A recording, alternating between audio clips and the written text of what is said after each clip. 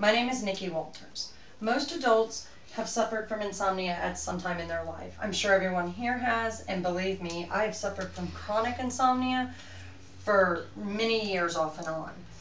And that's what I want to talk to you today about, is the serious side effects. Because a lot of people know there are side effects, they just don't realize how severe they can be. First, let me tell you about the three differences in insomnia. There's transient, short-term, and chronic insomnia. Bless you. Transient insomnia lasts less than a week. Short-term insomnia is from 1 to 3 weeks long. And chronic insomnia is suffering for more than a month. The definition of insomnia is the inability to sustain substantial sleep for several nights in a row. About 10 years ago, I suffered from a very bad case of chronic insomnia. It lasted a total 6 months, and I would go several days without sleep and then only get a few hours and then back up for several more days. It was enough to drive anyone crazy.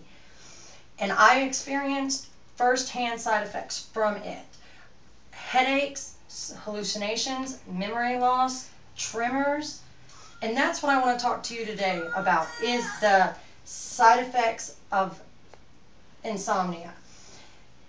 The insomnia affects the whole body.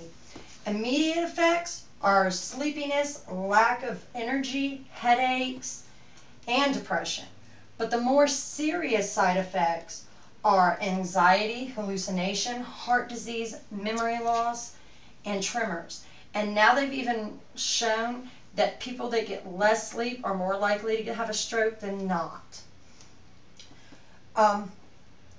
There are a lot of reasons that we get stroke, or that we get insomnia.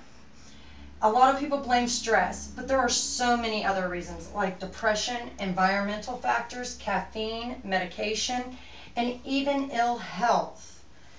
Some people don't even realize they have insomnia until it... Okay.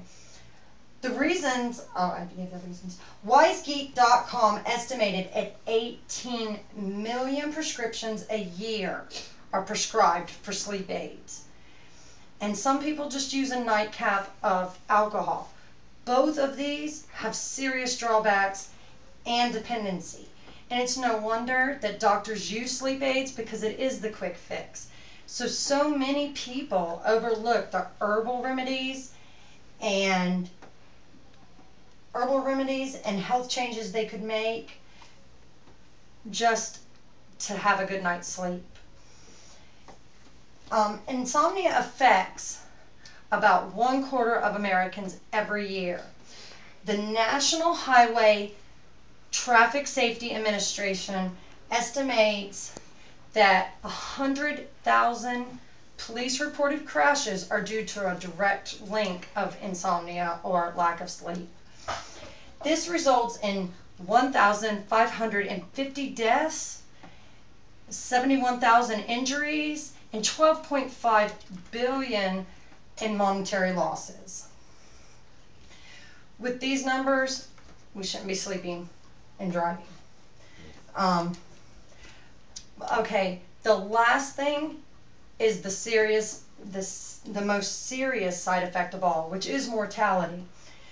The American Cancer Society did a survey of 1.1 million residents in America, and they found that people that slept 7 hours had the least likelihood of mortality, the lowest rate of mortality, whereas sleeping less than 6 hours, your mortality rate increases. And in women that sleep, severe insomnia, women that sleep 3.5 hours and men that sleep 4.5 or less, the increased rate is 15% more on mortality.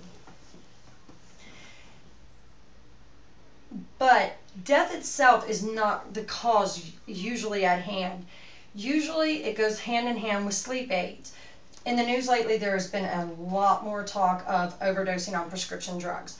There have been many cases where they were just taking them for sleep. And examples of those are Heath Ledger and Michael Jackson. Both of them overdosed, and both it came out later that they just wanted sleep. I couldn't find a whole lot of studies done on sleep deprivation because, for one, it's unethical, and for two, it's inhumane. I did find one on sleep deprivation done on laboratory rats. As you can see, there are many effects they have, including losing their hair. But by day 22, all the rats were dead. So that is why today there are not studies done on sleep deprivation. Even though many countries use sleep deprivation as a torture technique, it's not heard of because it is so inhumane.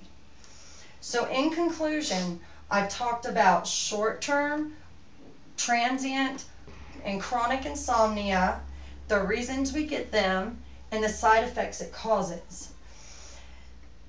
And I believe if you change your daily habits, your health habits, such as caffeine intake and your diet, and along with a sleep schedule, you could live a more healthy, prominent life off of sleep aids. Thank you for your time.